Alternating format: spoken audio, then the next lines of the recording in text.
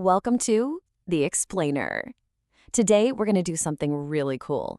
We are going to unlock the hidden code of the English language and find a much more powerful way to build your vocabulary. Mark Twain just absolutely nailed it with this quote, didn't he? Having a powerful vocabulary isn't just about hoarding a ton of words. It's about that magic moment of finding the perfect word, the one that turns a simple thought into something that just flashes like lightning. But that brings us to a really common frustration.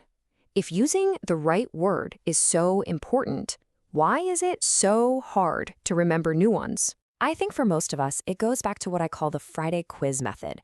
Remember that? You'd get a list, you'd cram all week, you'd ace the test, and then poof, by Monday, they were just gone. That kind of learning is so shallow, it just doesn't stick.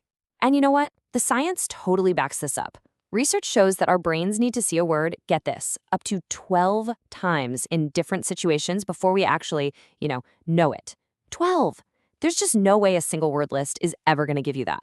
So, if cramming lists is basically a dead end, then what actually works? How do we build a vocabulary that really lasts? Well, here's the secret. You have to stop memorizing and start decoding. Yeah, decoding. See, English has this amazing meaning system built right into its DNA. And if you have the keys, you can unlock the whole thing. So what are these keys? Well, there are 4 of them, and it all boils down to treating words like they're alive.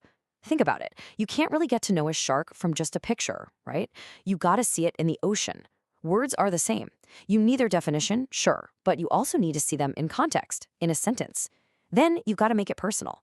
And finally, you dig into their family history, their roots and structure.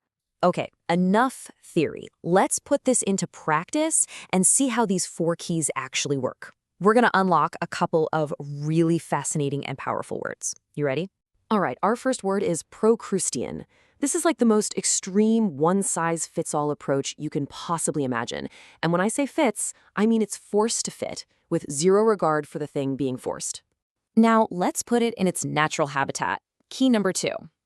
The Procrustean English teacher. Whoa. You can just picture that teacher, can't you? Super rigid, totally unforgiving. The meaning just clicks. And this is where it gets really good. Keys 3 and 4. Connection and etymology. The story behind this word is just unforgettable. It comes from a Greek myth about a bandit named Procrustes. This guy had an iron bed, and he'd make travelers lie in it. If they were too tall, he'd chop off their feet. Too short, he'd stretch them out. I mean, how brutal is that? Once you hear that story, there is no way you will ever forget what procrustine means.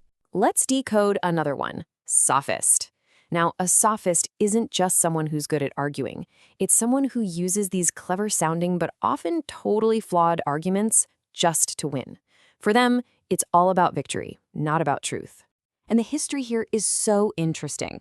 It comes from the Greek word sophos, which means wise. And originally, the sophists were actually respected teachers. But over time, the meaning shifted to describe people who just use intellectual sleight of hand to win at all costs. And here's a fun fact. It's related to the word sophomore, which literally means wise fool. Kinda perfect, right?